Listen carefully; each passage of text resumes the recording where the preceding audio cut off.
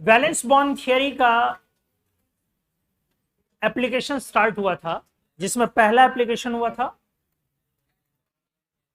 Average bond energy या bond strength. उसमें discussion ये हुआ था कि बॉन्ड स्ट्रेंथ सबसे पहले प्राइमरली किस चीज पर डिपेंड कर रहा था, किस चीज पर, extent of overlap, and then इस पर भी डिपेंड कर रहा था कि इलेक्ट्रोनेगेटिविटी डिफरेंस जो कंबाइनिंग एलिमेंट का है वो ज्यादा है या कम, और उसके बाद इस पर भी डिपेंड कर रहा था कि इंटरवैलेंस रिपल्सन जो दो कंबाइनिंग एलिमेंट है, एटम है, तो एटम के बीच कोई ऐसा वैलेंस इलेक्ट्रॉन का रिपल्सन तो नहीं हो रहा है। अगर कोई रिपल्सन है तो उसके वजह से हमारा बॉन्ड वीक हो जाएगा। ये सब फैक्टर्स थे। एक्सटेंट ऑफ ओवरलैप किस किस पर डिपेंड किया था, तो इसके लिए एक फैक्टर लगाया गया था, कौन सा, प्रिंसिपल क्वांटम नंबर। हमने स्ट्रिक्टली मना किया था कि आप क्या नहीं बोल सकते, साइज। हमने मना किया था कि डिपेंड करता है किस पर, ऑर्बिट नंबर पर। ऑर्बिट नंबर छोटा होने से बॉन्ड स्ट्रांग होगा या बड़ा होने से, छोटा होने से। सेकंड, उसके बाद अगर ऑर्बिट नंबर डिसाइडिंग फैक्टर नहीं है, दो एग्जांपल में ऑर्बिट नंबर सेम है, तो सेकंड किस पे डिपेंड कर रहा था, सब ऑर्बिट पे। डायरेक्शनल सब ऑर्बिट स्ट्रॉन्ग बॉन्ड बना रहे थे और नॉन डायरेक्शनल सब ऑर्बिट रिलेटिवली वीकर बना रहे थे। इसीलिए एसएस ओवरलैप से बेटर ओवरलैप हुआ था पीपी ओवरलैप, और पीपी से बेटर हुआ था डी। हमने एक इलस्ट्रेशन दिया था आपको, सावधानी बरतने को बोला था कि पीपी और डीडी में ये ध्यान रखें कि दोनों एक टाइप के बॉन्ड हो। आप ऐसा नहीं कह सकते हो कि पीपी का पाई और सिग्मा का डी में वो स्ट्रॉन्ग, या डी पाई और पी सिग्मा में वो स्ट्रॉन्ग, डी वाला स्ट्रॉन्ग। हमने क्या बोला, जब दोनों पाई हो तो डी पाई स्ट्रॉन्ग होगा पी पाई से, और अगर दोनों सिग्मा हो तो सिग्मा डी स्ट्रॉन्ग होगा सिग्मा पीपी से। उसके बाद हमने ये बोला हाइब्रिड ऑर्बिटल्स ऑलरेडी डायरेक्शनल होते, इसीलिए वहां पर एस कैरेक्टर जिसके पास ज्यादा है वो वाला लोग ज्यादा स्ट्रॉन्ग बॉन्ड फॉर्म करेगा। मतलब sp overlap will be more effective than sp3 या sp2 ओवरलैप या sp3 ओवरलैप, क्योंकि जितना परसेंटेज एस कैरेक्टर ज्यादा होगा शेयर्ड इलेक्ट्रॉन उतना न्यूक्लियस के क्लोज आएगा और उस पर अट्रैक्टिव फोर्स ज्यादा ऑपरेट होएगा, तो बॉन्ड अपना स्ट्रॉन्ग हो जाएगा। इसके बाद एग्जांपल से स्टार्ट हो गया था। HF को हमने दिखाया था कि कैसे HF एबनॉर्मली HH से स्ट्रॉन्ग हो जाता है, जबकि 90% लोग क्या पढ़ाते हैं कि HH स्ट्रॉन्ग है HF से, और उसका लॉजिक क्या देते हैं, principal quantum number 1 first shell. हमने क्या बोला, इलेक्ट्रोनेगेटिविटी डिफरेंस काफी ज्यादा, और हमने एक क्लियर और बात और बताया आपसे कि सिर्फ HF ही नहीं, OH बॉन्ड भी इज स्ट्रॉन्गर देन HH, वो भी पॉइंट बोला, लेकिन NH नहीं। और एवरेज बॉन्ड एनर्जी भी हम लोगों को याद है, उससे भी डील कर रहे थे। हाँ, फिर उसके बाद आ गए थे halogens and bond distribution energy. कितना नंबर एग्जांपल था हेलोजेंस वाला, 6। उसमें बहुत एक अच्छी बात हुई थी कि कोई आपसे पूछता है कि क्लोरीन स्ट्रांग है फ्लोरीन से, उसका लॉजिक अलग है, और कोई ये पूछता है कि फ्लोरीन कमजोर है क्लोरीन से, बॉन्ड एनर्जी उसका कम है, उसका लॉजिक अलग है। लेकिन इन प्रैक्टिस दोनों को मिला करके बोल दे तो चलेगा, इन प्रैक्टिस उसके लिए कोई दिक्कत नहीं है। और पीडी वाली बात तो आमतौर पे लोगों के बोलेंगे तो पल्ले भी नहीं पड़ेगा, उल्टा आपका अगर एग्जाम में, बोर्ड एग्जाम में आ गया क्लोरीन बॉन्ड क्यों स्ट्रॉन्ग है फ्लोरीन से, और आता है बोर्ड एग्जाम में, अगर तुम लिख दिए सब्जेक्टिव में वहां तो एग्जामिनर चिचीर देगा, नहीं अपन, या नहीं तो पन्ना फाड़ के ले जाएगा घर, उसको लगेगा कुछ सीखने को मिल रहा है, या नहीं तो लगेगा पगला उगला है क्या, बोला गया क्लोरीन में तो कहां से डी ले आया है, ये भांग खा के मास्टर साहब पढ़ाए होंगे। अच्छा, चाय पी के, नहीं खुद ऐसा नहीं है, वो लोग भांग खा के चेक नहीं करते, वो लोग चेक ही नहीं करते, किसी और से चेक करवाते हैं। हाँ, पता है हम भी चेक किए हुए कॉफी, हमारे चाचा जी लेके आते थे उन दिनों, घर पे आ जाता था तो उसमें क्या होता था, हम 9th 10th में थे, 10th में नहीं थे शायद, 9th में ही थे। तो चाचा जी आंसर दे दिए थे, नहीं 10th में थे, हाँ आंसर शीट दे दिए, बोले इसके हिसाब से चेक करना। तो कभी कभी एक्स्ट्रा नंबर दे देते थे, लगता था कि ज्यादा लिखा हुआ मेहनत किया है, एक आध नंबर बढ़ा के दे देते थे। उसी में पहली बार, और हम लोग मार करते थे सब भाई कि हमको भी कॉपी मिले, हमको भी कॉपी मिले। क्यों? पैसा मिलता था कहीं कहीं। तुम लोग नहीं रखते थे ये वाली प्रजाति, ज्यादा पैसा वैसा डालते थे, और ये लोग कहानी भी लिखती थी बड़ा प्यारा प्यारा, हमको कृपया पास कर दे मेरी सौतेली माँ, हमको नहीं तो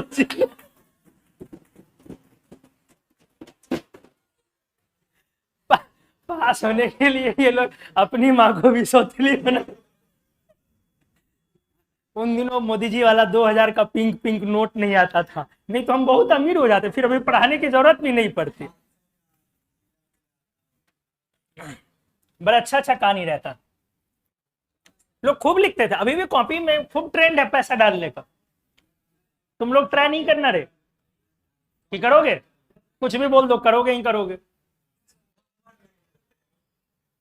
उससे अच्छा है वही बाथरूम वाला मेथड तुम लोगों का सही है, इधर उधर चीट डाल के ले जाओ, बाथरूम जाओ, हर 5-5 मिनट पे उधर से नंबर लेके आओ।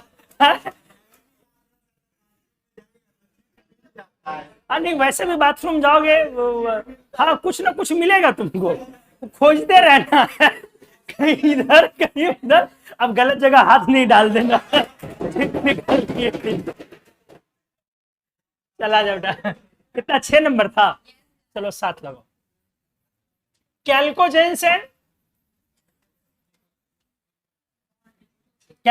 एंड बॉन्ड डिस्ट्रीब्यूशन या बॉन्ड एनर्जी। देखो फिर से अच्छी बातें सीखोगे। तो क्या आ गया? ओ ओ एस एस, आराम से सीखो अच्छे से, SEN टी है, तो किधर बॉन्ड एनर्जी बढ़ेगा? ऊपर। क्या कारण, क्या लॉजिक दोगे लोग? एंड डिक्रीज होएगा, देयरफॉर बॉन्ड स्ट्रेंथ बढ़ेगा। अच्छा तो क्या लिखोगे लोग, बॉन्ड एनर्जी या एवरेज बॉन्ड एनर्जी? हमने क्या बोला था? एवरेज टर्म तब इस्तेमाल करो जब लगे कि वो किसी मॉलिक्यूल का हिस्सा, और यदि लगे मॉलिक्यूल ही है तो बॉन्ड एनर्जी। तो क्या लिखना चाहिए? बॉन्ड एनर्जी, क्योंकि मॉलिक्यूल ही है। लेकिन एवरेज भी लिख सकते हैं, कोई प्रॉब्लम नहीं है। तो चलो bond strength increases, bond dissociation energy increases ना, देखते जाओगे अच्छे से।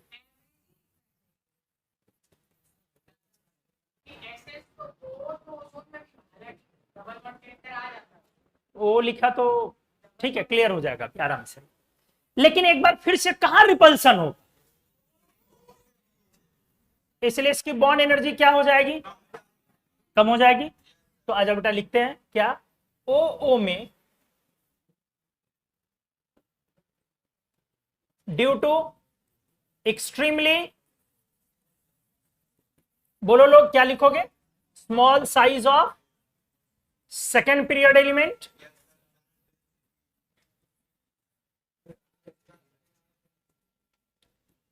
and hence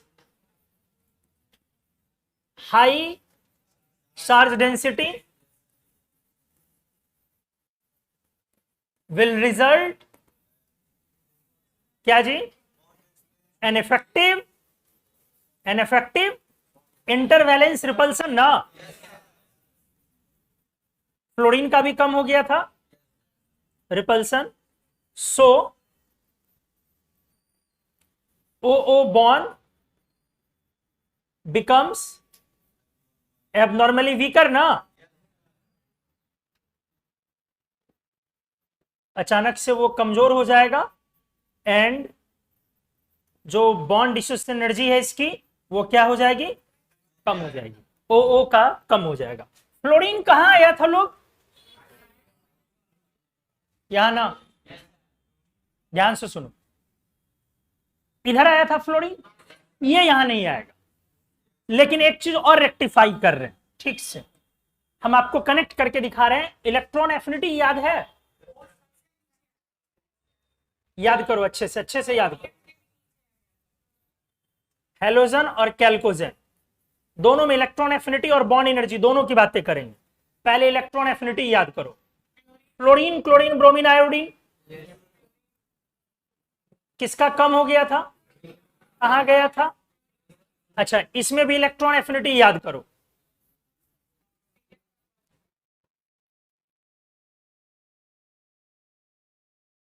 आराम से याद करो। ऑक्सीजन, सल्फर, सेलेनियम, टेल्यूरियम याद करो। ओ का कहां कम हुआ था? सबसे नीचे ना, सबसे नीचे गया था ना, याद आया? अच्छा चलो, अब बॉन्ड डिसोसिएशन एनर्जी F2Cl2Br2I2,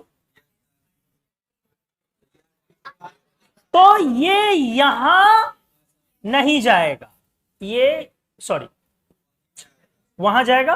कहां नहीं जाएगा? जहां पे बॉन्ड एनर्जी गया था वहां नहीं जाएगा, ये यहां आए। इसमें जहां पे इलेक्ट्रॉन एफिनिटी गया वहां नहीं जाएगा, यहां भी। तो इलेक्ट्रॉन एफिनिटी कहां गया था? सबसे नीचे, यहां नहीं जाएगा, ऐसे याद रखेंगे। कहां जाएगा? तो ये कहां गया, कहां नहीं गया, पहले वो भी हटा लो। कहां नहीं गया? नहीं गया। और कहां जाएगा? याद रहेगा, मतलब जहां एफिनिटी में जाता है, ना हेलोजन में और ना कैल्कोजन में, वहां नहीं जाएगा ये बॉन्ड। तो ये यहां पर आ गया। क्लियर हो गया? और क्यों आया लोग? इंटरवैलेंस रिपल्सन। कोई दिक्कत कुछ भी तो आइए। हाँ बोलो छोटू। इलेक्ट्रॉन एफिनिटी में ये सबसे नीचे हो जाता। क्यों? ये तो अब एफिनिटी के टाइम में पढ़े थे ना, वहां पर चार्ज डेंसिटी हाई और एक्स्ट्रा इलेक्ट्रॉन आता, कोई न्यूक्लियस नहीं आता, सिर्फ इलेक्ट्रॉन आता, एक्स्ट्रा इलेक्ट्रॉन पहुंचता है। हाँ, ये एफिनिटी में प्रैक्टिकली सबसे नीचे आ जाता है। टेल्यूरियम क्या, पोलोनियम से भी नीचे चला जाता। अगर पोलोनियम लिख दोगे ना, हाँ वो एक ऑब्जर्व्ड वैल्यू हो जाता। चलिए आइए अब, तो बॉन्ड डिसोसिएशन एनर्जी का ऑर्डर कैल्कोजेन्स में, अब एक बार अच्छे से सजा के लिख दें। O2 नहीं, S2 ना, फिर समझ में आया अच्छे से?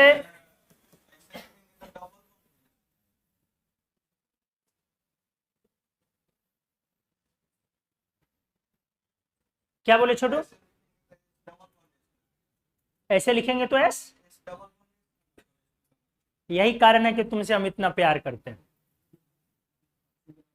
तो बहुत बढ़िया सवाल बोला, बहुत अच्छी चीज बोला। जो आपने लिखा वो गलत नहीं, शुद्ध गलत। हमने आपको क्या पढ़ाया? ओ सिंगल बॉन्ड हो, और आपने ऑर्डर किसका लिखा? O2 मॉलिक्यूल का, और O2 मॉलिक्यूल का मतलब हो गया ओ डबल बॉन्ड हो, बॉन्ड ऑर्डर 2। तो ये शुद्ध रूप से गलत हुआ।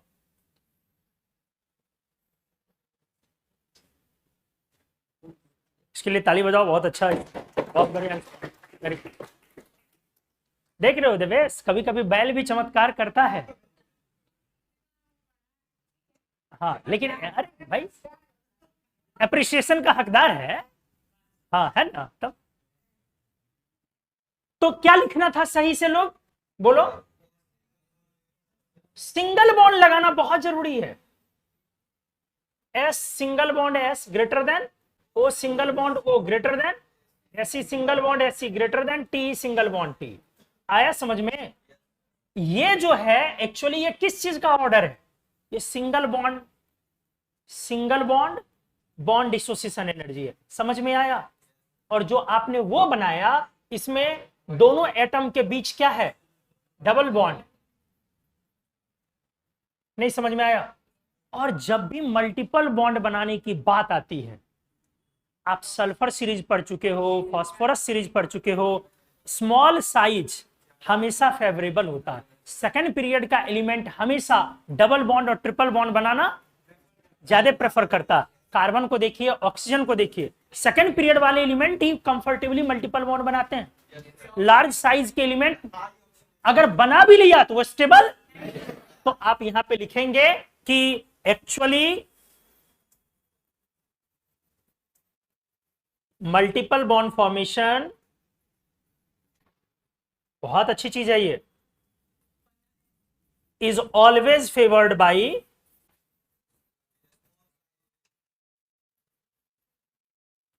By small sized elements, particularly for second period elements. और इतना ही नहीं, आपने खूब अच्छे से पढ़ा है, इवन थर्ड पीरियड बनाता भी नहीं, पढ़ा है N3 और N3 या फिर N4 या N4 multiple bonds are unstable, multiple bonds are unstable. पढ़े हो कि नहीं पढ़े हो? खूब अच्छे से पढ़े हो। और इसका सबूत यह है, that's why P2 is unstable, S2 is unstable। समझ में आया? यही कारण है। और आप इसी को क्या कह सकते हो? P2 exists only at हट हट हट हट हाई टेम्परेचर, सिर्फ एग्जिस्ट करता है कहां पे? हाई टेम्परेचर पे। याद करो, टेम्परेचर कितने के ऊपर P2 बनता था? 800 के ऊपर, 800 के ऊपर P2 बनना शुरू होता था और स्टेबल होता था 800 से 1200 के बीच में, सॉरी 1200 से 2000 के बीच में। याद आया? और 2000 के ऊपर जाने पर फिर P2 भी टूट जाता था P एटम्स। खूब अच्छे से पढ़ाया एलोट्रॉप में। तो उसी तरीके से S2 भी अनस्टेबल था और S2 exist at high temperature. याद कीजिए, जब टेम्परेचर बढ़ना शुरू हुआ था, अभी आप में से किसी ने पूछा भी था ये, तो जब टेम्परेचर सल्फर का बढ़ना स्टार्ट हुआ था एलोट्रॉप का, तो धीरे धीरे वो S2 में जाने लगा था। और जब बॉइलिंग पॉइंट के आसपास पहुंचते थे 444 डिग्री सेल्सियस, तब मोस्टली S2 में वो कन्वर्ट करता था। तो इसलिए S2 और P2 क्या होता था? S2 वेपर, याद आया? लेकिन वहीं पर एसेट क्या होता था? सॉलिड, क्योंकि हाई टेम्परेचर पर एग्जिस्ट करता है। P2 क्या होता था? वेपर। फिर वेपर बोल रहे हो, कितनी बार बोले केमिस्ट्री में? भ को ब बोलना, सिर्फ भैंस को भैंस बोलना।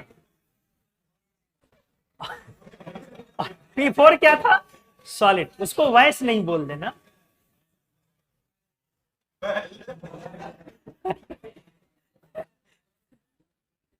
P4 क्या है लोग? तो ये बातें आपको अच्छे से समझ में आ गई कि अगर आप O2 लिखते तो क्या इसका आंसर होता, अगर मॉलिक्यूलर लिखते तो क्या बॉन्ड डिस्टेंस एनर्जी होती? हाँ, डेफिनेटली O2 काफी ज्यादा होता, तब कोई कंफ्यूजन ही नहीं था। तो बोलो Fe2 एग्जिस्ट करेगा? सोच भी नहीं सकते हैं। जब S2 नहीं होता है तो डज नॉट एग्जिस्ट। ऐसे ही धीरे धीरे आपका केमिकल एक्सपीरियंस बढ़ेगा। क्या बोले छोटू? क्यों नहीं बनाता है? लार्ज साइज के कारण, क्योंकि पाई बॉन्ड में ओवरलैप ऐसे ही काफी कम होता, ठीक है? तो बड़े साइज के कारण और वीक ओवरलैप होगा, कमजोर होगा ओवरलैप, एक्सटेंट ऑफ ओवरलैप काफी कम हो जाए। चलिए, तो अगले एप्लीकेशन पर आते हैं। नंबर, सब ब्लॉक पढ़ रहे हो? ये पी ब्लॉक का 12th वाला एरिया हो गया। Number 8, pnictogens.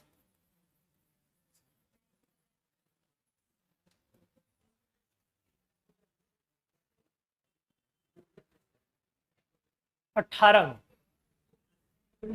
वाले बैच को ये इसका एग्जाम्पल एनएन और पीपी पढ़ा रहे थे, तो पढ़ाते समय उन लोगों को बोला गया था आज तक कभी किसी एग्जाम में नहीं पूछा एनएन और पीपी, इसलिए अच्छे से देख करके जाइए।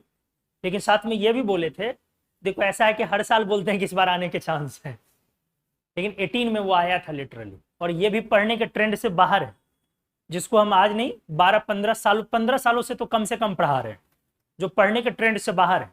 और पहली बार अचानक बम फूटा था आईटी के 18 वाले पेपर में। इसीलिए बोलते हैं कंपटीशन में अगर आपको कुछ करके दिखाना है तो आपको अग्रसोची होना पड़ेगा। लोग अग्रसोची नहीं होते हैं, लोग क्वेश्चन बैंक बना करके खुश होते हैं, और क्वेश्चन बैंक बनाना बहुत अच्छी चीज है, लेकिन उससे आपका 40% आने वाला क्वेश्चन कवर होगा। क्योंकि जेईई मेंस हो या नीट हो, सब में आप देखते हैं 50% क्वेश्चन तो कम से कम नए होते हैं। आप जेईई मेंस के क्वेश्चन बैंक को पलटिए ना, कितना क्वेश्चन का वैरायटी मिलता है ना। तो वैरायटी मिल रहा है, क्यों मिल रहा है? हर साल नया आ रहा कुछ ना कुछ। आईआईटी में यही परसेंटेज 60 to 70 है, जेईई मेन में यही परसेंटेज 40 to 50 है, यही डिफरेंस है। इसीलिए आईआईटी डिफिकल्ट है, क्योंकि उसमें परसेंटेज नए क्वेश्चंस ज्यादा आते हैं। एआईपीएमटी वालों का परसेंटेज नया क्वेश्चन थोड़ा रिलेटिवली कम आता है, इसलिए कट ऑफ उनका क्या चला जाता है। आप समझिए, बहुत सिंपल सा लॉजिक, ऐसा थोड़ी कि यहाँ दिमाग का खेल है, कोई दिमाग का खेल नहीं है। लोग अगर एआईपीएमटी भी अचानक अपना क्या कर दे कोई साल, 2016 में देखिए वो दोबारा पेपर लिया था। एक बार पहले एग्जाम हुआ था मई में, और फिर उसके बाद क्वेश्चन लीक हो गया, तो फिर दोबारा से पेपर करवाया गया और जुलाई में। और क्वेश्चन कहां लीक हुआ इसको तो बोलने की जरूरत है ही नहीं। आईआईटी का भी पेपर इतिहास में एक ही बार लीक हुआ है, और आप लोग कितने महान हैं किचन का गैस हो क्या आईआईटी का पेपर हो, सब लीक कर देते हो। तो जुलाई में फिर पेपर लिया, और जुलाई में जब पेपर लिया, अरे भाई ट्रांस इफेक्ट पूछा, जो कभी कभी आईआईटी ने नहीं पूछा। कोऑर्डिनेशन कंपाउंड में ट्रांस इफेक्ट कभी नहीं पूछा। जॉन टेलर इफेक्ट पढ़ना भी नहीं है आपके, नहीं है सिलेबस में। जॉन टेलर इफेक्ट से क्वेश्चन पूछा, और वो उस साल लैंथेनाइड्स का डिफिकल्ट क्वेश्चन पूछा, कॉन्फ़िगरेशन का बड़ा मुश्किल क्वेश्चन पूछा। वो ऐसा क्वेश्चन का लेवल कर दिया कि कट ऑफ गिर के उस साल नीचे चला गया, बहुत नीचे, 600 के नीचे चला गया था। वो इतना पेपर को डिफिकल्ट कर दिया। तो जब भी कोई भी इनोवेटेड पेपर लाएगा तो अपने आप क्या होगा, ऑल ऑफ सडन उसका कट ऑफ फॉल कर जाएगा। एआईपीएमटी का भाग जाता है, 80 चला जाता है। क्यों 80 कट ऑफ जा रहा है? इसका मतलब समझिए वो 90% क्वेश्चन क्या कर रहा है, रिपीट कर रहा, तभी तो जा रहा है उतना कट ऑफ। यही खास बात है। लेकिन जेईई मेंस में आप ऐसा नहीं सोच सकते हैं। आज का जो जेईई मेन है वो पहले के जेईई मेन से इस मामले में बहुत अलग है और काबिले तारीफ है। हाँ, इसमें भी कोई दो राय नहीं है कि उसका जो अब इजी वाला सेक्शन है 40%, वो इजी नहीं होता है। वो मास्टर साहब भी चेक कर लेंगे जो बोर्ड का कॉपी नहीं चेक करते, वो बहुत इजी होता। क्वेश्चन आउट है, which of the following is set of isoelectronics, which of the following is paramagnetic. Question तो 2-3 और क्लियर है ना। इसीलिए अच्छे क्वेश्चन, अच्छे एरिया से कभी घबराइए नहीं। स्टूडेंट्स की हमेशा आदत होती है कितना कम पढ़ के निकालो। सक्सेस कभी भी बड़ी चीजें और सक्सेस कभी भी थाली में सजा के नहीं मिलता भाई। बहुत सुख चैन सब गवा देना पड़ता उसके लिए, चाहे वो सक्सेस हमारे लिए हो या आपके लिए हो। सबके लिए बात करते हैं, सब कुछ झोंकना पड़ेगा आपको। और कभी नहीं सोचिए कि ये कंटेंट फालतू है, ये एक्स्ट्रा है। जितना बटोर सकते हो बटोर लो, क्योंकि पढ़ाने वाले लोग ऐसे पागल नहीं होते हैं। जो डीपली पढ़ाते हैं, अच्छे से पढ़ाते हैं, वो ऐसे पागल नहीं होते हैं क्या कि कुछ भी तुमको पढ़ाते रहे। और जो पागल हैं वो हैं अलग लेवल के हैं, उनसे लोग पढ़ना छोड़ देता। निकोजेंस में तो फिर से क्या लिखोगे, सिंगल बॉन्ड के ट्रिपल बॉन्ड?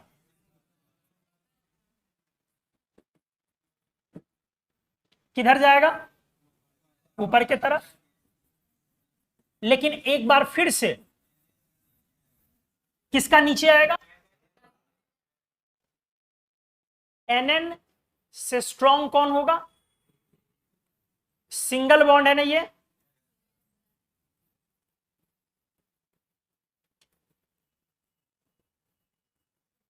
लेकिन वहीं पर अगर N2 आ जाए और P2 आ जाए, ज्यादा या बहुत ज्यादा, ये ट्रिपल बॉन्ड हो गया मल्टीपल बॉन्ड के कारण। ठीक है। अच्छा, अगर ये लिया जाए कार्बन वाले में, क्या लिया जाए, चलो अगले पेज में लेते हैं, कार्बन फैमिली। तो बताओ सीसी और SiSi, बोलो। इस बार यहां भी कौन सा फैक्टर काम किया, इंटरवैलेंस रिपल्सन।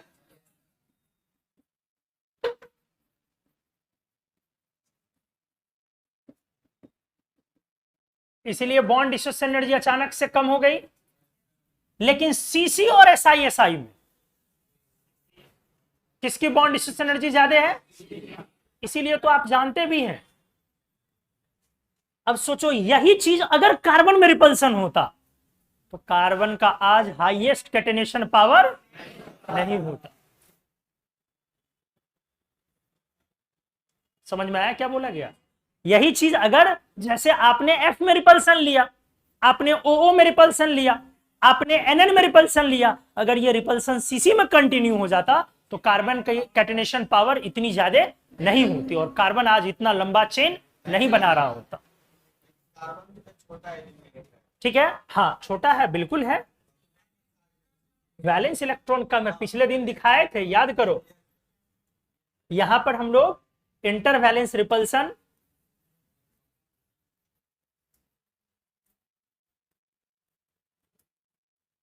इज नेग्लिजिबल, नहीं, इसको ऐसे समझ सकते हो फिर से, कार्बन बगल में, नाइट्रोजन थोड़ा सा साइज धीरे धीरे क्या होगा, छोटा होते चले जाएगा। और सबसे बड़ी बात क्या है, हाँ सबसे बड़ी बात है वैलेंस इलेक्ट्रॉन का घटना। एक तो साइज छोटा हो रहा है और ऊपर से वैलेंस इलेक्ट्रॉन बढ़ रहा, इसीलिए यही कारण है कि आपने देखा फ्लोरीन लंबा छलांग लगाया, ऑक्सीजन उतना लंबा छलांग नहीं लगाया, ना नाइट्रोजन उतना लंबा छलांग लगाया, और ये तो लगाया भी नहीं, क्योंकि इधर जाने पर हमारा ये वैलेंस इंटरवैलेंस इलेक्ट्रॉन रिपल्सन ये बढ़ता चला गया।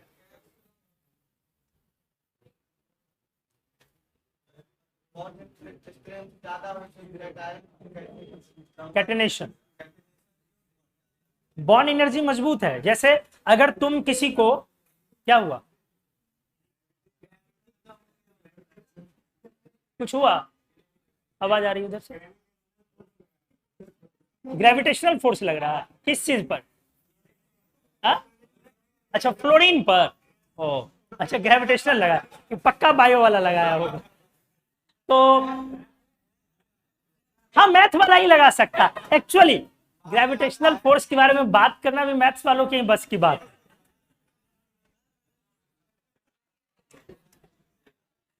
हाँ क्या बोल रहे थे छोटू,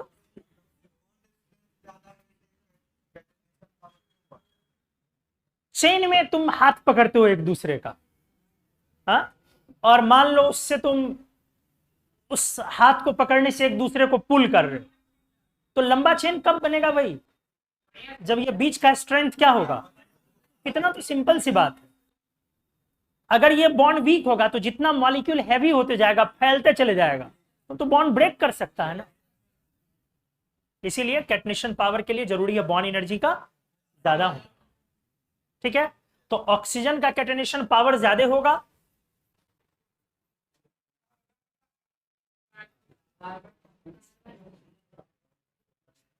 कार्बन का, क्या क्या बोल रहे हो,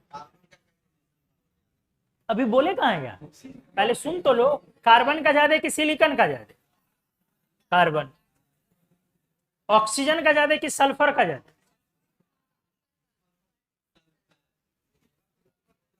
समझ में आया, नाइट्रोजन का ज्यादा कि फास्फोरस का,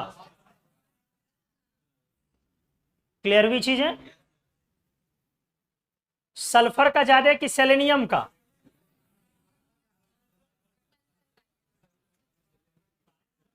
सल्फर का ना, तो फिर इसमें कंफ्यूजन क्या? तो कैटनेशन पावर का हिसाब किताब आपको समझ में आया क्या छोटू?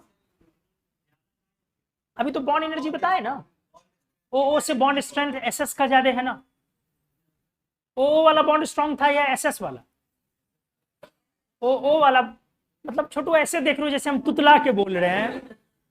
ओ का बॉन्ड स्ट्रेंथ ज्यादा था या एसएस का? तो एसएस का कैटनेशन सल्फर का ज्यादा हो गया।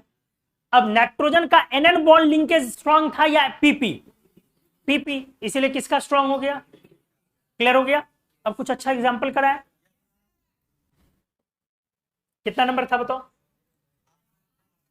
8 था।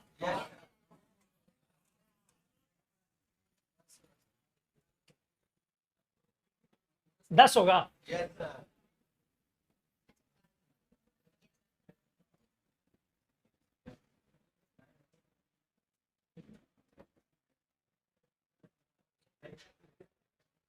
चलिए बताइए एवरेज बॉन्ड डिस्ट्रीब्यूशन एनर्जी।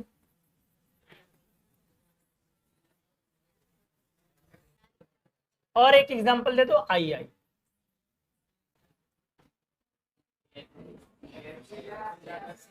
सबसे ज्यादा किसका? बोलो, ClF या ClCl?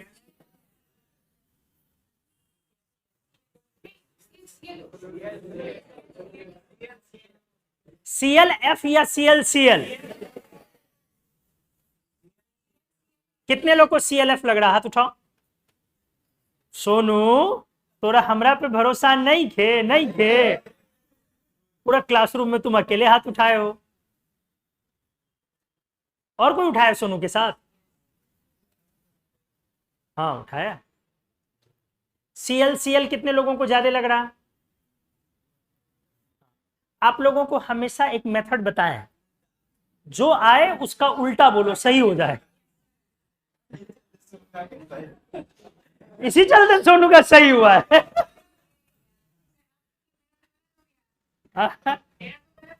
क्या? नहीं, तुम पहले क्या बोले थे? हाँ,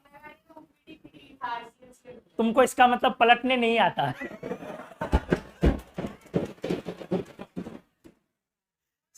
समझ रहे हो ना?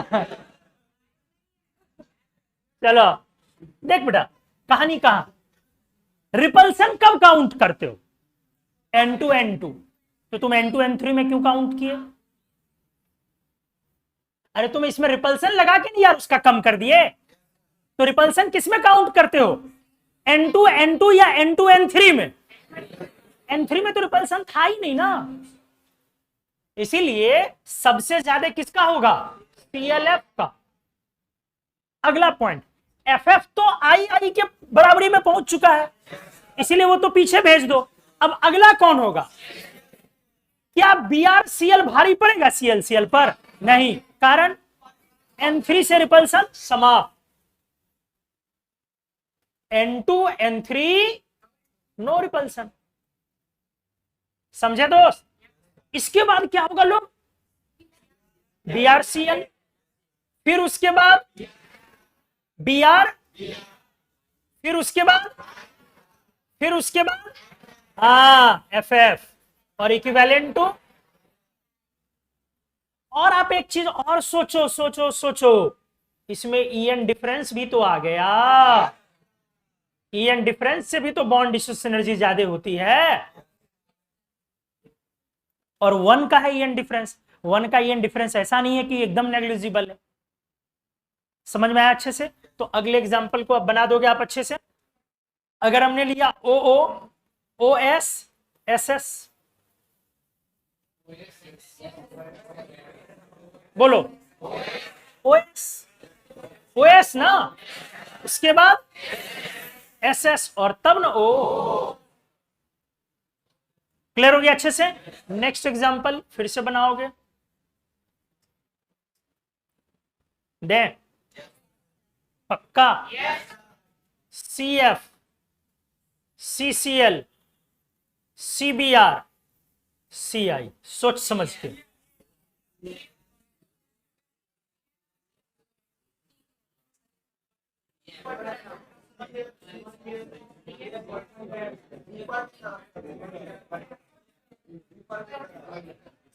CF कम नहीं होगा,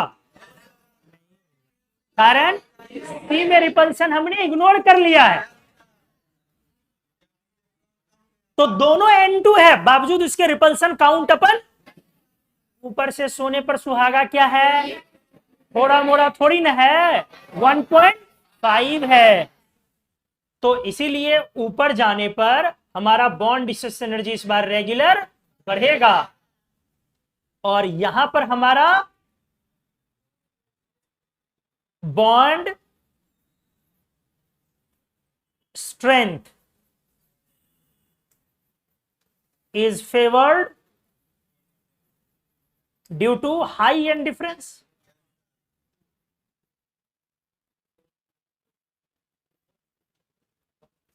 अच्छे से क्लियर हुआ?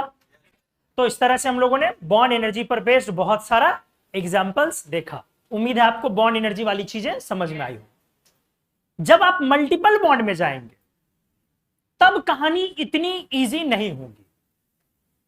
जैसे सिंगल बॉन्ड में कहानी आराम से बना लिए, बट जब आप मल्टीपल बॉन्ड में जाएंगे तो यह कहानी इतनी इजी नहीं होगी। वहां पर जो आप सोचेंगे इस तरीके से कि इसी तरीके से सेम पैटर्न पर निकलते चले जाए, थोड़ा डिफिकल्ट, वहां पे बहुत सारे लॉजिक काम करने लगते हैं, तो थोड़ा मुश्किल है। फिर भी एक आध एग्जाम्पल के लिए हम लोग बात कर ले, पहले आप इसको नोट कर लीजिए। दो चार एग्जाम्पल आपको तब भी करके दिखा देते हैं, ठीक है। मल्टीपल बॉन्ड्स में जैसे अगर डिस्कस, जैसे example, for an example, C double bond C strong होगा कि सी डबल बॉन्ड ओ,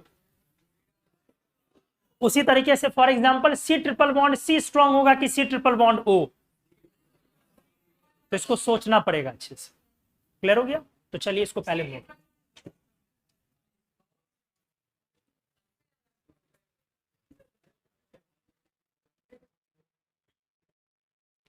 कुछ मल्टीपल बॉन्ड्स की एनर्जी पर डिस्कशन हो जाए।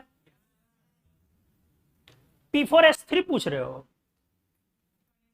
अरे वो पढ़ना नहीं है, छोड़ दो। ये है ना, 4 P4 ले लो, P ले लो, और 3 S लगाना है, 1 2 3, बाकी को कनेक्ट कर दो।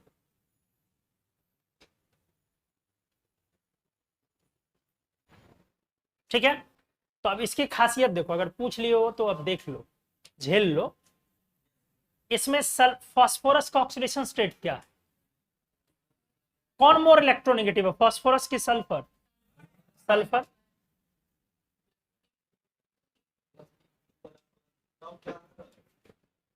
डिफरेंट होगा ना, तो इस फास्फोरस का क्या है, +3, इसका इसका 0 कैसे, +1। अब अगर मान लो P4S5 पर जाओ,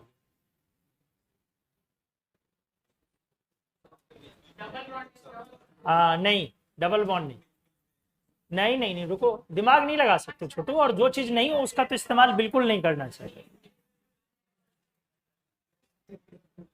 पहला पॉइंट, पहले P4S3 पर पहुंच जाओ, एक डबल बॉन्ड S जाएगा, लेकिन एक बीच में जाएगा। हाँ,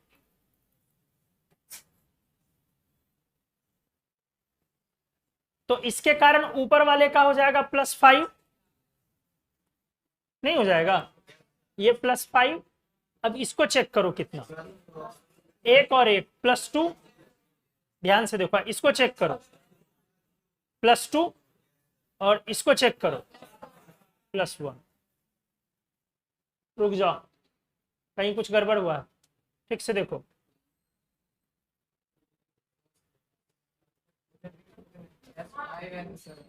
कुछ गड़बड़ हुआ, 5 सल्फर डाल दिया ना, 5, और रुक जाओ रुक जाओ रुक जाओ, देखने दो,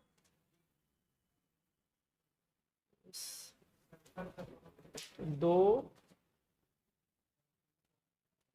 2 हाँ सही। अब जब P4S7 होगा तब ये ऑक्सीडेशन स्टेट चेंज होकर के स्ट्रक्चर इस तरह हो जाएगा, +1 2 3 4 5,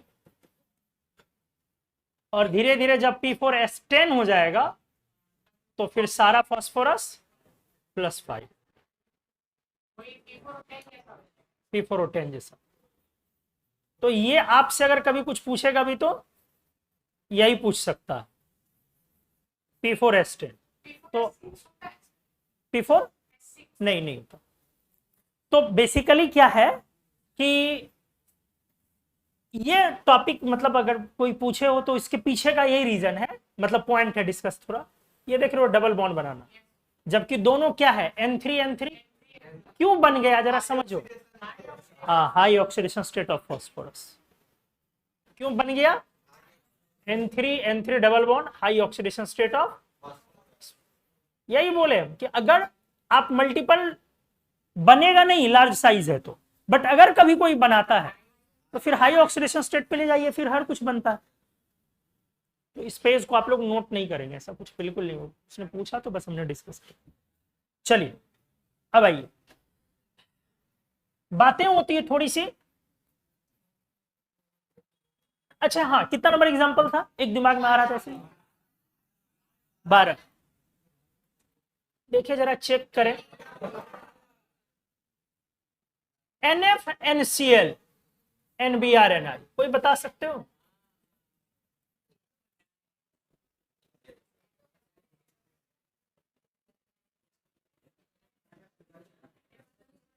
ऊपर बढ़ेगा ये तो तय है, लेकिन क्या NF का कम होगा या नहीं?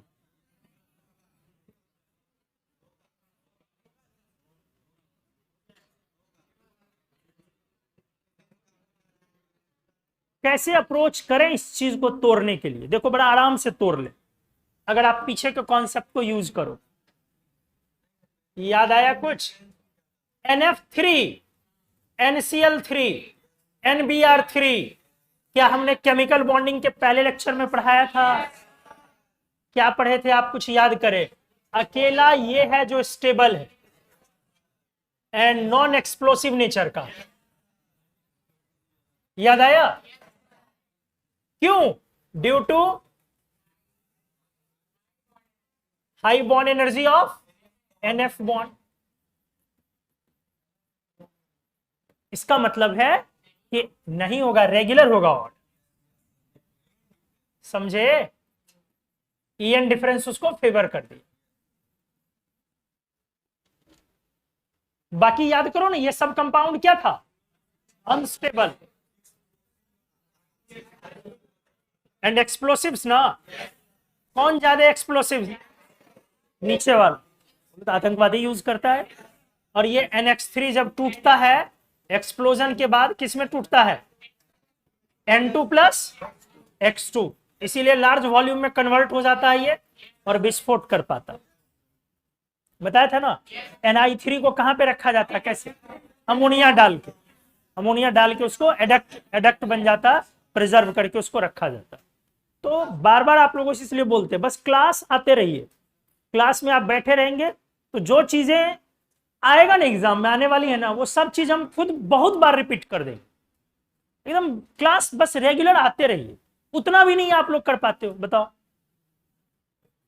कम से कम इतना करो यार, ये चीज आपसे पूछेगा, ये चीज आपसे पूछेगा, ये चीज आपसे पूछ सकता है, तो वो बार बार वो रिपीट होगा। अभी और 1-2 बार आ जाएगा, वो याद हो जाएगा जाते जाते। जैसे एक्सप्लोजन छोटू किसी चीज का जब होता है तो विस्फोटक चीजें, वैसी चीजें इस्तेमाल की जाती है विस्फोट करवाने में जो विस्फोट के बाद गैस बने कि सॉलिड बने। सॉलिड बन के ही क्या होगा? विस्फोट के बाद गैस बनेगा, गैसियस प्रोडक्ट आएगा, तभी ना ऐसा होगा। जैसे ClF3 पावरफुल एक्सप्लोसिव है। फर्स्ट वर्ल्ड वॉर में कोई न्यूक्लियर अटैक नहीं हुआ था, लेकिन ClF3 का इस्तेमाल किया गया था। तो वो पॉइजनस भी है और एक्सप्लोड करने के बाद क्या बनता है? क्लोरीन प्लस फ्लोरीन, दोनों गैसियस प्रोडक्ट आएगा। तो NH3 सॉलिड प्रोडक्ट है। विस्फोट करने, अगर सॉलिड लेते हो तो विस्फोट करने के बाद क्या बनता है? N2 + I2, दोनों वेपर बन के रिलीज होगा। हाँ, लार्ज वॉल्यूम होगा तो ज्यादा स्प्रेड करेगा। चलिए क्लियर हो गया, ठीक है। अब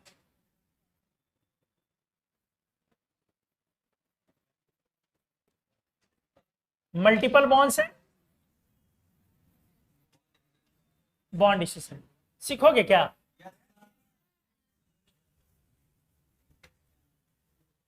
यही बोलते हैं जब आपकी केमिकल बॉन्डिंग अच्छी हो जाएगी ना, बाद में ऑर्गेनिक रिवीजन की जगह तो देखिएगा गर्दा मजा आएगा।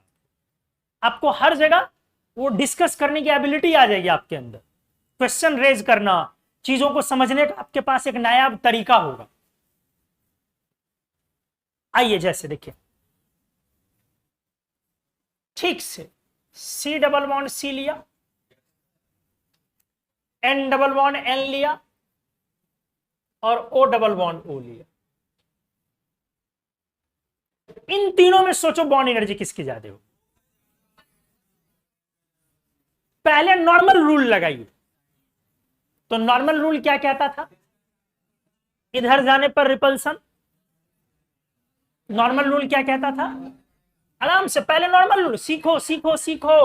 इधर जाने पर इंटरवैलेंस इलेक्ट्रॉन रिपल्सन, यही ना लॉजिक लगाओगे। इसीलिए बॉन्ड एनर्जी किधर बढ़ जाएगी? Average bond energy. Average word क्यों लिखा? हाँ, का पार्ट होगा तो उधर बढ़ेगा। ध्यान से सुनते जाओ। तो C double bond C strong होगा। अब एक लॉजिक एक्स्ट्रा ऐड करो। एक्चुअली ये लॉजिक नहीं है, ये कुमार मन्नू का मैजिक है। इसको एक्स्ट्रा ऐड कर लो। रिकॉर्ड हो रहा है क्या? ऑनलाइन वालों को नहीं बताएंगे। माइक उतनी देर के लिए ऑफ कर देते। सब कुछ कैसे बता? अच्छा चलो सीखने दो, आराम से सुनोगे। कभी भी अगर मॉलिक्यूल बन जाए, कभी भी अगर, तो क्या लगता है अचानक से स्टेबिलिटी? तो इन तीनों में कौन अचानक मॉलिक्यूल बन जाएगा? अचानक से उसकी स्टेबिलिटी, तो अचानक से उसकी बॉन्ड एनर्जी। समझ में आया? इसीलिए लॉजिक लग गया, मैजिक लग गया कि O2 की बॉन्ड एनर्जी N2 से ज्यादा हो जाएगी।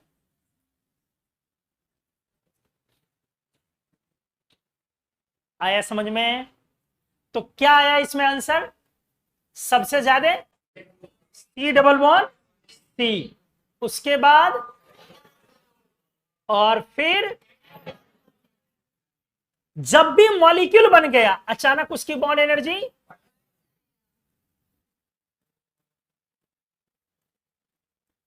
और ये सब पर मैकेनिज्म डिपेंड करता है। मैकेनिज्म इन सब चीजों से डिसाइड होता, क्योंकि O2 मॉलिक्यूल है लेकिन C2 C double bond C कोई मॉलिक्यूल नहीं है, N2 N double bond N कोई मॉलिक्यूल नहीं है। क्लियर हुआ? अच्छा चलो लोग इसमें ट्रिपल बॉन्ड करते हैं। समझ में आ गया? N2 मॉलिक्यूल बनेगा तो वो स्ट्रांग हो जाएगा। चलो और एग्जांपल किया जाए।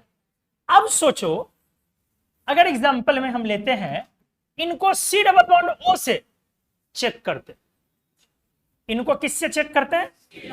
C double bond C, N double bond N, O double bond O।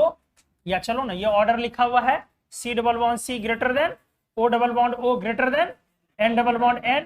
अब वर्सेस लगाया जाए C डबल बॉन्ड O।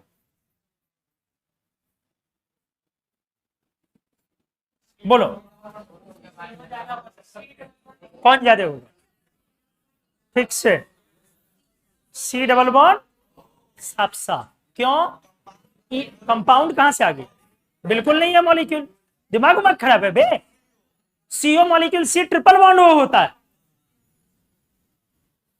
यहां EN डिफरेंस है और कार्बन कोई रिपल्सन, तो यहां पर EN डिफरेंस है।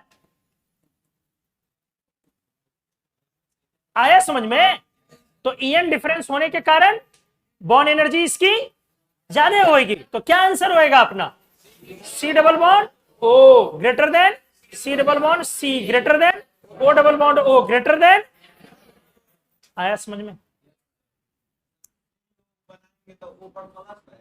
Coordinate bond, coordinate bond. चलो और करोगे।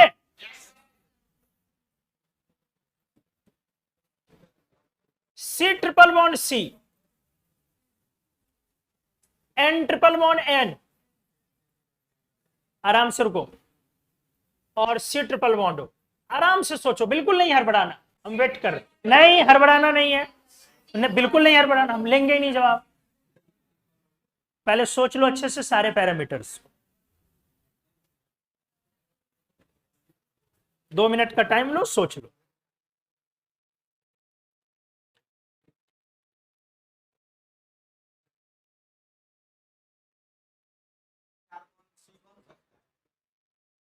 चार बॉन्ड नहीं होता ना,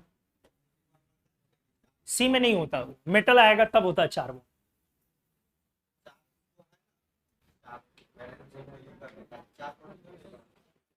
नहीं बन सकता ना, पढ़ेंगे आप, आगे आ रहा।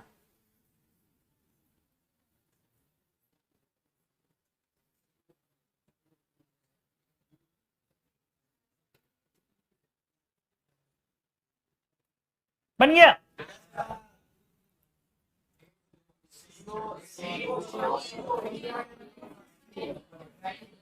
पहले नॉर्मल रूल, तो नॉर्मल रूल में कौन हट गया, उसको हटा के बात करोगे ना।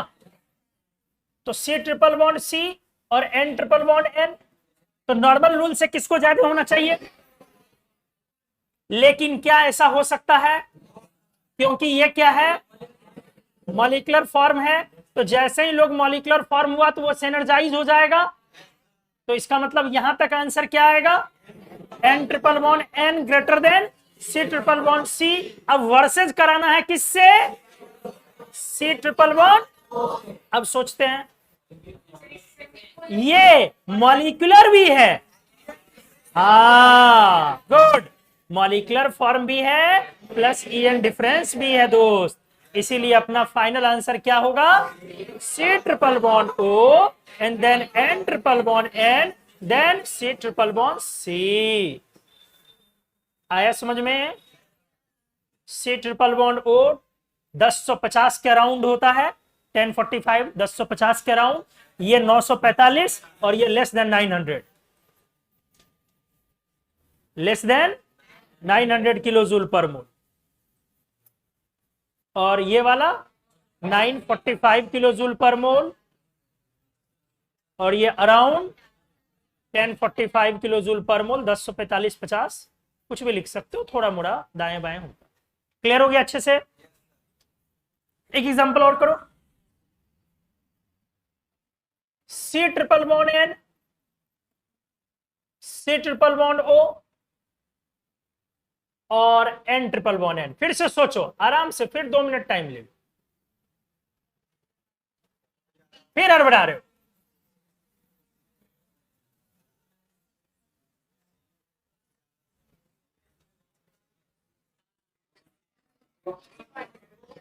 नहीं लेंगे ना, पहले सोच लो।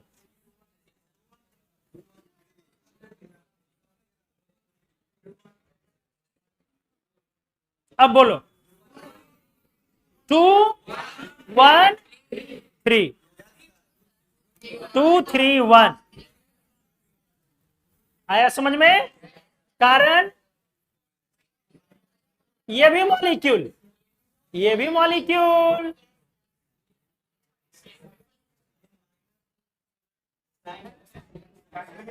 साइनाइड CN माइनस होता, समझ में आ गया। तो ये आ गया, और अगर C ट्रिपल बॉन्ड C रहा तो वो इससे भी पीछे हो जाएगा। क्या अब आया अच्छे से समझ में। तो मल्टीपल बॉन्ड्स के लिए काफी है, इससे ज्यादा आपको यूज नहीं होगा। क्लियर हो गया। तो इस तरह से एक एप्लीकेशन और समाप्त हुआ, बॉन्ड एनर्जी वाला एप्लीकेशन। हम लोगों ने उसमें ब्लॉक के बहुत सारे क्वेश्चंस किए हैं, बहुत सारा क्वेश्चन डिस्कस हुआ ना ब्लॉक से, इसमें काफी सारा क्वेश्चन डिस्कस हुआ। अब हम लोग बढ़ते हैं नए एरिया में, इसमें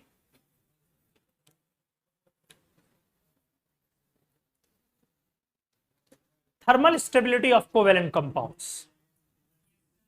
थर्मल स्टेबिलिटी ऑफ,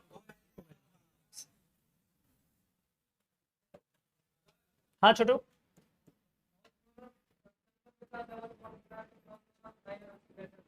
फिर से बोलिए।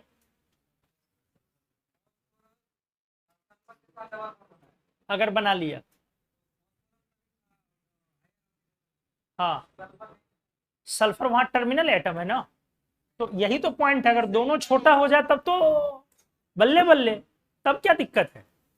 हमने बोला कि अगर दोनों छोटा हो जाए तब तो बहुत शानदार बात है, लेकिन दोनों छोटा होना कैसे पॉसिबल है? वो तो तभी होगा जब दोनों सेकंड पीरियड होगा। अदरवाइज एक सेकंड और दोनों अगर थर्ड पीरियड हुआ तो एक पॉजिटिव ऑक्सीडेशन स्टेट तो एक नेगेटिव ऑक्सीडेशन स्टेट होगा। तो फिर इसीलिए कम से कम एक को क्या करना है, काफी छोटा करना। थर्मल स्टेबिलिटी या स्टेबिलिटी ऑफ कोवेलेंट कंपाउंड्स ना, अभी अपने पास थोड़ा टाइम है।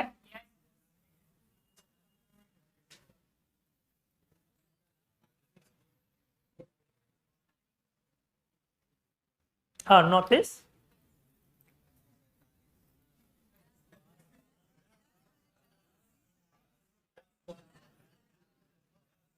गुस्सा गई क्या?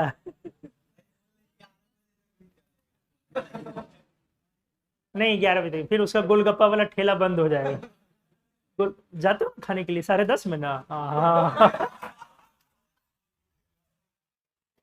फिर तुम लोग भी जाओगे? तो ये लोग जाएंगे गोलगप्पा खाने, तो पीछे पीछे तुम लोग भी तो जाते हो। तुम लोग तो खाते हो इसीलिए क्योंकि ये लोग गोलगप्पा खाती है। थर्मल स्टेबिलिटी या स्टेबिलिटी ऑफ कोवेलेंट कंपाउंड। चलो ध्यान दो, जाहिर सी बात है कोवेलेंट कंपाउंड की स्टेबिलिटी इस पर डिपेंड। कोवेलेंट कंपाउंड का स्टेबल होना का क्या मतलब हुआ? जिसका बॉन्ड एनर्जी ज्यादा हुआ। बहुत सिंपल सी बात है। जैसे आयोनिक कंपाउंड की स्टेबिलिटी में भी वही पॉइंट लगाते थे अपन, तो वहां दो बातें होती थी। अगर लैटिस एनर्जी लगेगा तो लैटिस के थ्रू बोलते थे, या अगर पोलराइजेशन लगेगा तो बोलते थे हम लोग इनवर्सली प्रोपोर्शनल पोलराइजेशन, था ना लोग? तो यहां पे बहुत साफ है कि डायरेक्टली प्रोपोर्शनल, एग्रीगेट और कभी कभी एवरेज, दोनों बातें कर सकते हैं। एग्रीगेट मतलब टोटल, कुल मिला के बॉन्ड एनर्जी, और कभी कभी एवरेज। लेकिन हम लोग एग्रीगेट पर कभी काम कर ही नहीं पाएंगे, पता ही नहीं चलेगा। तो हम लोग कैसे कंपेयर करेंगे स्टेबिलिटी को? Average bond energy. और बॉन्ड एनर्जी का आइडिया हम लोगों को अच्छे से आ चुका है, तो हम लोग उस पर डिस्कस कर सकते हैं। जैसे आ जाइए, अगर आपसे बोला जाए BF3, BCl3, BBr3 और BI3 में किसकी स्टेबिलिटी ज्यादा होगी? आप समझ रहे हैं? और आपको एक बड़ी अच्छी बात बताते हैं, लोग पगला के बैक बॉन्डिंग लगाने लगता है।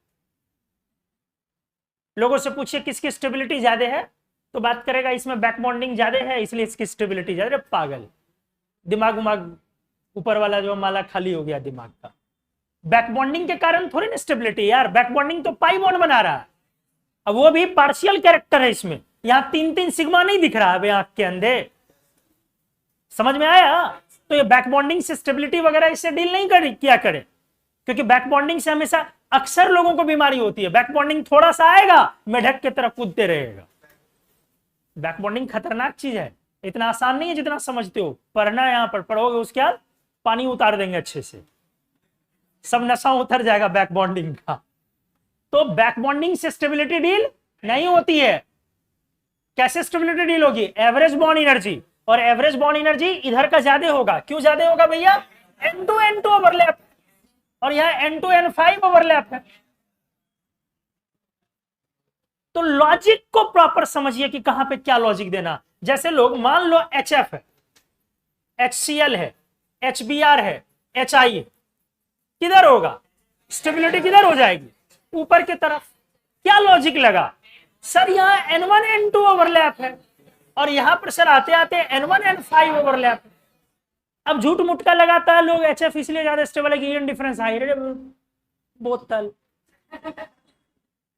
ईएन डिफरेंस से मतलब नहीं है। हाँ, ईएन डिफरेंस बॉन्ड को स्ट्रेंथन कर रहा, फेवर कर रहा, वो एक सपोर्टिव रीजन है। मेन रीजन क्या है प्रिंसिपल क्वांटम नंबर छोटा होने से अपना बॉन्ड एनर्जी बढ़ जा रहा है।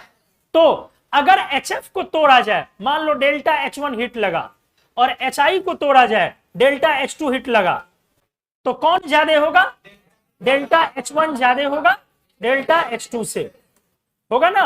और ये टूट क्या आएगा? H2 प्लस F2, और ये टूट क्या आएगा? H2 plus I2। तो एवरेज बॉन्ड एनर्जी बढ़ने से स्टेबिलिटी बढ़ेगी, और बड़ा उसका सिंपल सा रूल है, वो देख करके आपको धीरे धीरे क्या होते जाएगा, समझ में आएगा। प्रिंसिपल क्वांटम नंबर को सबसे पहले अप्रोच में लीजिए। सबसे पहले किसको अप्रोच में लेना? बस सबसे पहले वही लगाइए, और कोई दूसरा फैक्टर तुरंत लगाने मत चल दिया करो। तो जैसे मान लो और कोई एग्जांपल लिया जाए, ऐसे HOCl, HOBr, HOI, कोई फैक्टर लगाने की जरूरत नहीं है। क्या लगाना स्टार्ट कर दोगे?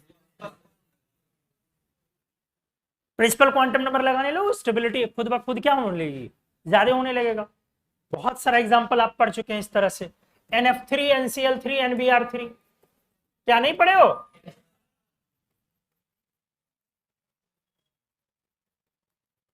कुछ नहीं है, सब में उसी तरह से लगाओगे। NH3, PH3, ASH3। स्टेबिलिटी के लिए, कोवेलेंट कंपाउंड के लिए सबसे सिंपल रूल है H2O, H2S, H2SE, H2T। कुछ समझ में आया? NH3 लिख दिया, CH4, SiH4, कुछ लॉजिक नहीं, सब यही लॉजिक, GeH4, SnH4। PbH4 लेना ले लो, कोई प्रॉब्लम नहीं है। किधर की ओर स्टेबिलिटी जाएगी? ऊपर की तरफ। सब में लॉजिक क्या लगा लो? Average bond energy. सब में लॉजिक क्या लगा है? Average bond energy. अभी तो पढ़े थे NF3 की रिपल्सन नहीं होता उसमें, EN डिफरेंस है उसमें, अभी ना तुरंत पढ़े हो। NF बॉन्ड एनर्जी काफी क्या होती है? ज्यादा होती है। किससे? NCl से।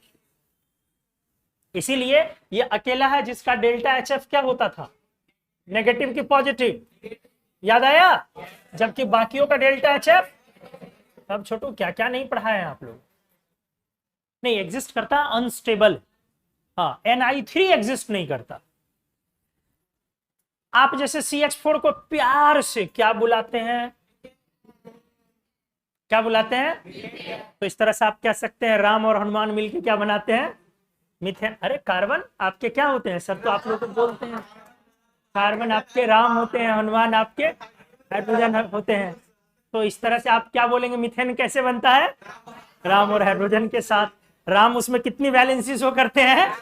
टेट्रा वैलेंसी शो करते हैं। समझ में आ गया? इसको मीथेन,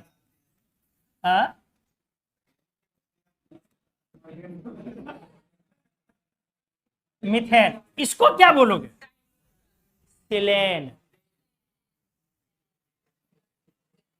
जिले जर्मेनियम नाम है बे, तो क्या बोलोगे? जर्मेन। टीनेन मत बोल, स्टैनेन, लेडेन, प्लम्बेन। समझ में आ गया? तो स्टेबिलिटी जो है वो मिथेन, फिर सिलेन, जर्मेन, स्टैनेन और प्लम्बेन। आराम से सुनिएगा। और नीचे चले जाओ, बोरॉन वाले ग्रुप में भी ले लो, BH3, AlH3, GaH3, कोई प्रॉब्लम ही नहीं है, कोई प्रॉब्लम नहीं है। क्या करोगे? किधर के तरफ बताओ? बोरेन, याद आया? Alane, gallane, indane, थैलेन।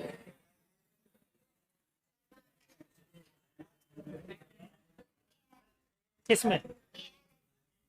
ALH नहीं होगा, एलेन ऐसे ही होगा। हाँ अच्छा, वहां पे H हो। गोलगप्पा से प्याज मिस हो गया, नहीं हो गया? अच्छा चलो ध्यान से, क्लियर हो गया ना? अच्छा आपको याद है ये ग्रुप का जो हाइड्राइड है वो डायरेक्ट कॉम्बिनेशन से नहीं बना था? याद है कि भूल गए? जैसे ये वाला ग्रुप में अगर बनाना हो, आराम से आराम से आराम से,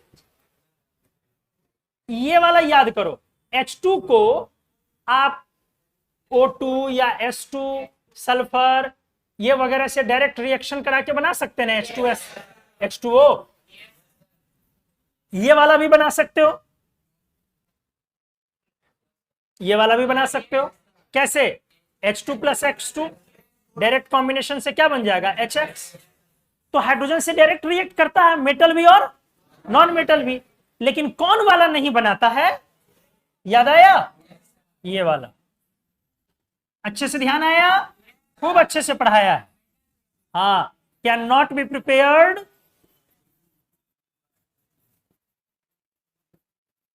बाय डायरेक्ट कॉम्बिनेशन विथ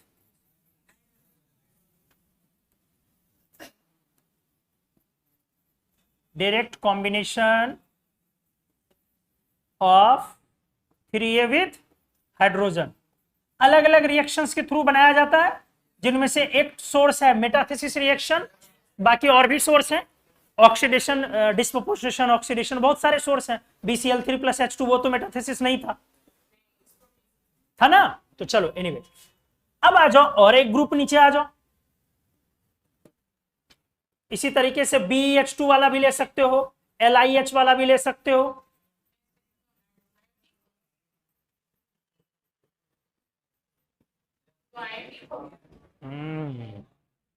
बच गए अभी, वो आयोनिक हो गया, अदरवाइज अभी बहुत गल जाते। इसमें वो ट्रेंड ये नहीं कि 7A में लगाया, 6A में लगाया, 5A में लगाया, 4A में लगाया तो चल रहा चुकी, इसलिए फिर दिमाग में एक बार आ गया निरमा तो पूरी गाना चल रही है, निरमा वॉशिंग पाउडर, निरमा दूध सी सफेदी, निरमा से आए रंगीन कपड़े भी खिल खिल जाए, सबकी पसंद निरमा, निरमा वॉशिंग पाउडर, निरमा। तो डायरेक्ट हो गया कमीनो, तोड़ मत। तो इसमें आप वो वाला लॉजिक नहीं लगे, डेफिनेटली इसमें भी ऊपर ही बढ़ता है, लेकिन इसका लॉजिक क्या था? हाँ, आप लोग तुरंत धुन तैयार कर लेते हैं कि कोई चीज का वहां ये तो सीक्वेंस में बढ़ गया। आप लिखेंगे थर्मल स्टेबिलिटी डायरेक्टली प्रोपोर्शनल है ना लोग, बिल्कुल भी यहां वो वाला लॉजिक नहीं लगाएंगे कि ऊपर जाने पर सेल छोटा हो रहा है तो ओवरलैप स्ट्रांग होगा तो बॉन्ड एनर्जी ज्यादा होगी तो स्टेबिलिटी ज्यादा होगी। यहां लॉजिक क्या है, पूरा का पूरा। तो अच्छे से समझ गए, thermal stability of covalent compound में ज्यादा लफड़ा नहीं है। मेन लफड़ा था स्टेबिलिटी ऑफ कंपाउंड में आयोनिक में, पेरोक्साइड्स में लफड़ा था। ऊपर की नीचे, नीचे पेरोक्साइड, सुपर ऑक्साइड्स, ओजोनाइड्स, ये सब में स्टेबिलिटी नीचे की तरफ जाता। बाकी जो लफड़े हैं वो आयोनिक वाले में ही है। कोवेलेंट कंपाउंड्स में थर्मल स्टेबिलिटी को लेकर के प्रिंसिपल क्वांटम नंबर ही लेकर के आप चलेंगे। कभी कभार उस रूल का वायलेशन होता है, वैसे एग्जांपल्स हमारे सिलेबस में बिल्कुल नहीं। एक एग्जांपल और आ जाओ, है कि नहीं है? 5 मिनट।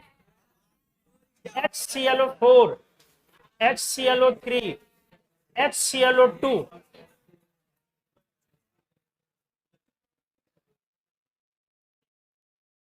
स्टेबिलिटी। इस बार सेल नंबर तो चेंज ही नहीं कर रहा है। हाँ, वेरी गुड। ऊपर जाने पर बॉन्ड्स की संख्या तेजी से बढ़ रही है, इसीलिए एवरेज बॉन्ड एनर्जी, और जो बॉन्ड्स बढ़ रहा है वो डबल बॉन्ड बढ़ रहा। तो इस बार लॉजिक ये लगेगा, ध्यान से सुनो, तुरंत बवाल हो जाएगा।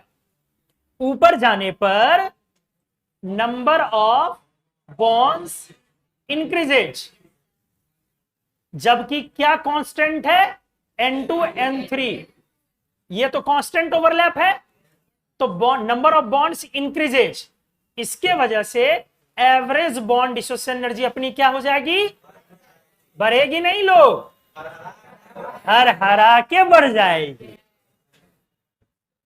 काफी तेजी से। और सुनो, इसका क्या फायदा है, तो डेफिनेटली स्टेबिलिटी तो बढ़ गई, अब ये जो बॉन्ड एनर्जी बहुत तेजी से बढ़ जाता है, इसी के कारण, हाँ वेरी गुड, बहुत अच्छा, ऑक्सीडाइजिंग पावर घट जाता है इसी के कारण, and hence oxidising power decreases. जबकि ऑक्सीडाइजिंग पावर के लिए 100 में 90 बार positive oxidation state dominating factor होता। पॉजिटिव ऑक्सीडेशन स्टेट बढ़ने से ऑक्सीडाइजिंग पावर, तो आप यहां लिख देंगे जबकि हमारा पॉजिटिव ऑक्सीडेशन स्टेट क्या हो रहा है, बढ़ रहा है। 100 में 80 बार पॉजिटिव ऑक्सीडेशन स्टेट, 90 बोल लो, 90% केसेस में अगर पॉजिटिव ऑक्सीडेशन स्टेट बढ़ता है तो ऑक्सीडाइजिंग पावर बढ़ता है। तो यहां पर हमारा भले ही ऑक्सीडाइजिंग पावर डायरेक्टली प्रोपोर्शनल हो किसके, पॉजिटिव ऑक्सीडेशन, हालांकि इसको रेडॉक्स में पढ़ाया है अच्छे से, हमको याद है। अच्छा इनऑर्गेनिक में पढ़ा,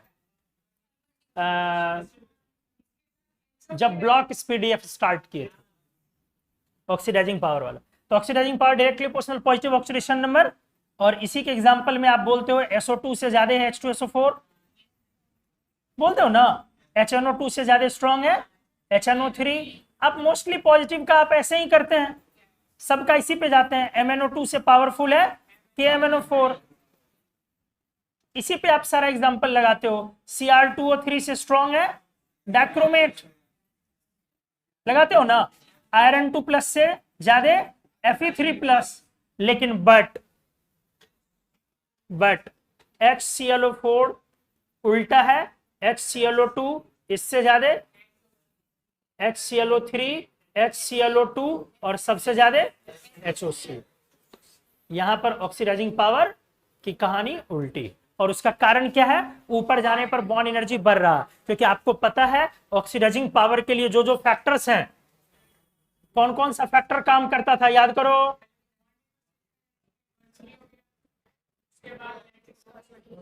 सबसे पहले बॉन्ड डिस्ट्रीब्यूशन एनर्जी आपको कम चाहिए, हाइड्रेशन एनर्जी ज्यादा चाहिए, याद आया। और क्या था फैक्टर, इलेक्ट्रॉन एफिनिटी ज्यादा चाहिए। और पॉजिटिव चार्ज जब बढ़ता है तो एक्चुअली इससे ये भी बढ़ता है और इससे ये भी बढ़ता है, इसीलिए पॉजिटिव वाला चार्ज वाला एग्जाम्पल कभी फेल नहीं होता, क्योंकि वो एक साथ दो दो चीजों को बढ़ाता। लेकिन संयोग यहां पर एक ऐसा है कि पॉजिटिव ऑक्सीडेशन नंबर बढ़ने के साथ, ये दोनों फैक्टर बढ़ने के साथ भी ओवरऑल ऑक्सीडाइजिंग पावर कम हो गया, क्योंकि अपना बॉन्ड डिस्ट्रीब्यूशन एनर्जी लोग बहुत तेजी से बढ़ गया, और ये दोनों फैक्टर पर वो डोमिनेट कर गए। आ गया समझ में? बाकी आप इसके बहुत सारे एग्जांपल्स ऑलरेडी कर चुके हैं या नहीं, फ्लोरीन, क्लोरीन, ब्रोमीन, आयोडीन से लेकर के बहुत सारा एग्जांपल्स आप कर चुके हैं। तो आज के लिए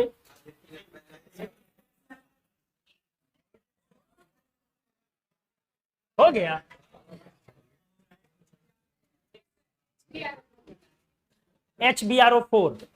HbRO4 एग्जिस्ट नहीं करता। हाँ, तो क्या जानना, देखो जैसे इंटर हैलोजन कंपाउंड समझ रहे हो, इंटर हैलोजन कंपाउंड अनस्टेबल होता, ईएन डिफरेंस काफी लो होने के कारण, तो ब्रोमीन HbRO4 में आते आते +7 पहुंचता, एक साथ 2-3 इफेक्ट काम करने लगता है। एक बॉन्ड्स के बीच का रिपल्सन, एक इलेक्ट्रोनेगेटिविटी का डिफरेंस का मिनिमाइज हो जाना, और बॉन्ड्स के बीच का रिपल्सन, एक ही साथ बहुत फैक्टर काम करने लगता वहां, ये दो फैक्टर खास करके। हाँ वही ऑक्सीजन उस केस में ईएन डिफरेंस ऐसा सेट होने लगता है कि वो, हाँ उसी के तरह, तो इस वजह से वो कंपाउंड अनस्टेबल हो जाता है, या इतना अनस्टेबल कि वो एग्जिस्ट नहीं करता। तो चलिए इसका भेज दिया जाएगा। अगले क्लास में हम लोग वैलेंस बॉन्ड थ्योरी का अगला पार्ट करेंगे, जिसमें हम लोग, अरे रुको,